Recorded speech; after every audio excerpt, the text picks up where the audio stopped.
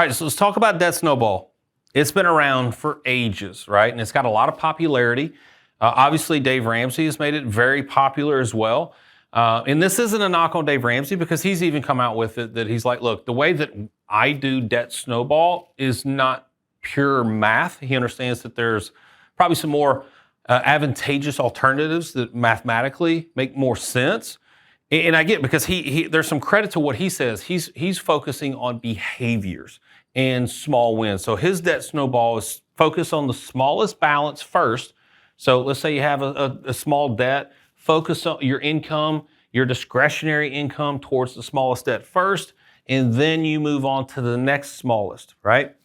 There is something to that because, people usually consume and operate by behavior.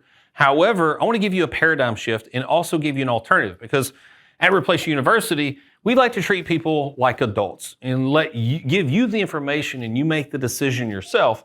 So when it comes to an alternative method that we use, and not just at Replace University, this is also how banks and mortgage lenders use this too, in order to get a loan officer to get you qualified for a mortgage.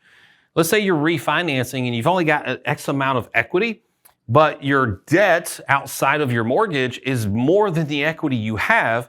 And so they're trying to figure out how can we use this equity to pay off some of the debt to get you qualified for that mortgage or let's say that home equity line of credit. They're going to prioritize it the exact same way. I don't think that they're thinking of it the way that we do because what we're focused on is increasing your cash flow positivity.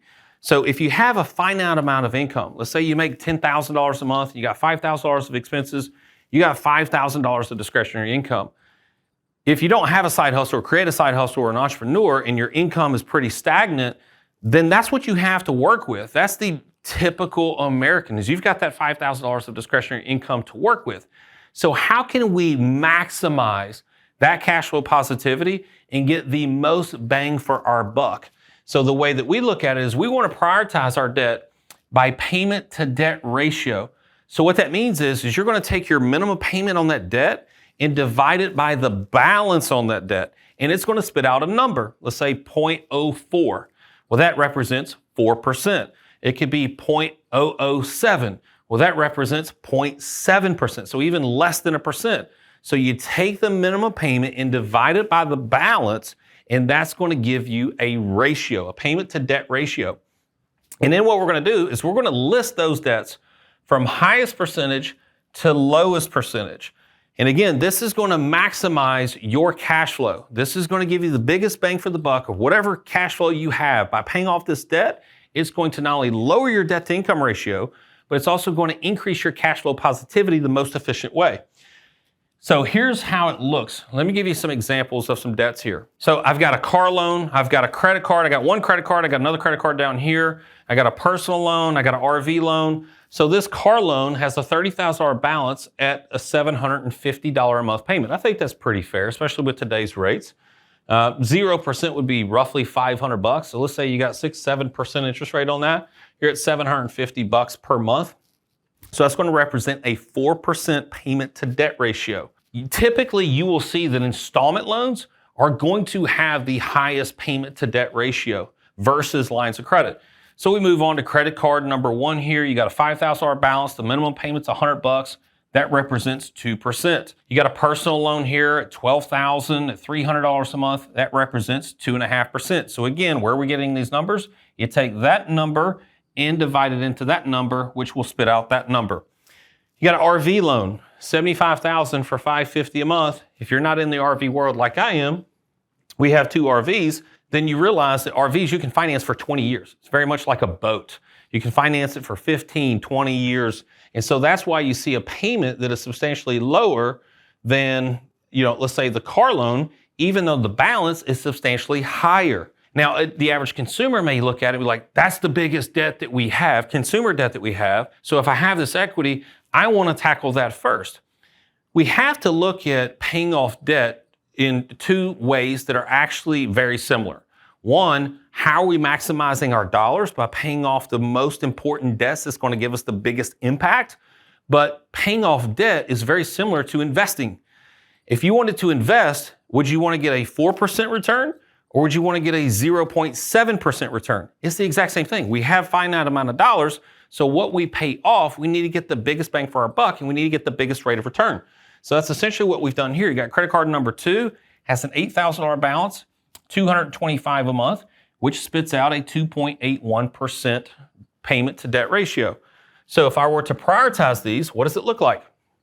Well, obviously I'm going to focus on the car loan because it's got a 4% payment to debt ratio. Then credit card number 2 comes in. So you notice this is a little different than working with the smallest balance on the way up, because the smallest balance one was the credit card number 1 here that we only had $5,000 on. We actually prioritized that one second to last, right? From a consumer standpoint, they would probably prioritize this number 1 because it was their biggest debt. That is dead last because you look at the payment to debt ratio, 0.7%. So again, you got 4%, we're paying that sucker off, because if I got 10 grand, if you remember, that payment was $750 a month, right? So if I have 10 grand worth of income and 5,000 worth of expenses, if I attack this one, either with my equity or my cash flow, I'm basically getting a 4% return on my cash. So by paying it off, I get $750 dropped from my monthly budget. So instead of my expenses being 5 grand now they're $4,250. See, it's a big whammy right up front. Credit card number 2, which had an $8,000 balance, but it had a higher minimum payment than, let's say, this one. Maybe the interest rate was obviously a lot higher. So now we're attacking that one. This one freed up $225 a month, and so on and so on. Now we attack the personal loan. I believe that one was like $350 a month. So let's say you had finite amount of cash or finite amount of equity. This is the order of importance that you want to attack, because this is going to give you the biggest bang for your buck. For instance, let's say you had 80 grand worth of equity to pay off debt. Well, this one, if you remember, was $75,000 balance, which would only leave you 5 grand left over, which means you get this one and this one paid off. And if I remember, this one was $100 a month, right? And this one was $550. So if I took 80 grand and paid off these 2, I get $650 going to my bottom line per month, but I used up $80,000.